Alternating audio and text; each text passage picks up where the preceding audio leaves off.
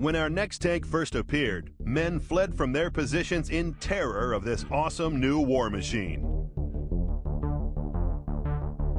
To our modern eyes, it may not look like much, but nearly 100 years ago, this tank was a ruthless steel monster bent on destruction. The impact was brilliant, and it exactly underscored what's been true ever since. Tanks are a psychological weapon. Their shock value is enormous. For troops who have not had the experience of standing up to them, it's an overwhelming weapon.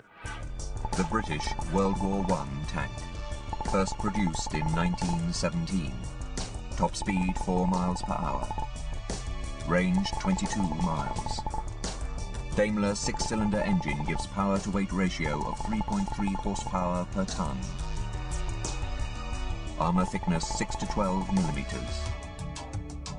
Primary armament 2 6-pounder guns.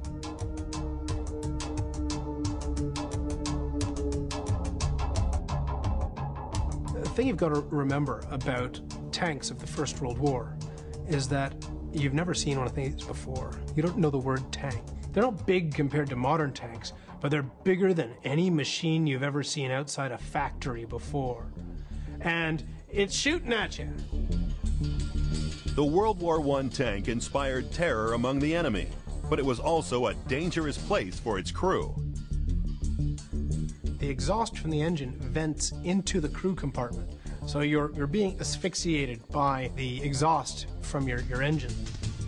These were literally iron boxes, the most rudimentary seats, no suspension. Over rough ground, 3 or 4 miles an hour was enough to make you seasick and vomit, and even more so because there was very little vision to the outside. For the tank crew, this was hell on Caterpillar tracks. Worst of all, these vehicles had very, very thin armor.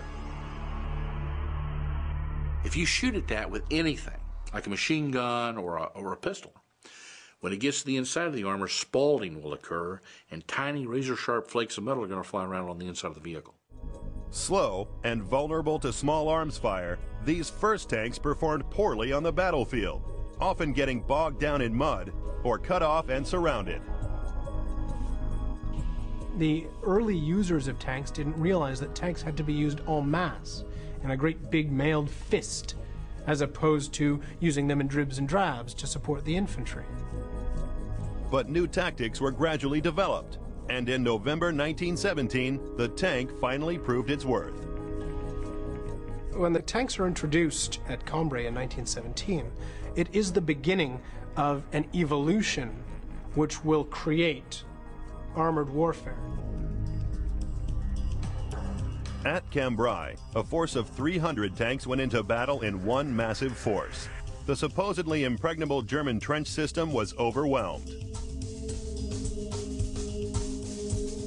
In just a few hours, the British tanks had penetrated 5 miles into enemy territory, an advance that would have taken 3 months without armored forces. The age of the tank had arrived. The World War I tank did have thin armor, but it was the only armored vehicle in existence, so scores well in this category, as it does on mobility and firepower. But it was not an easy machine to manufacture, being very much a high-tech product in its day, so scores below average in this category. But its fear factor was massive. Nothing like it had ever been seen before, earning it a respectable 4th place on the list.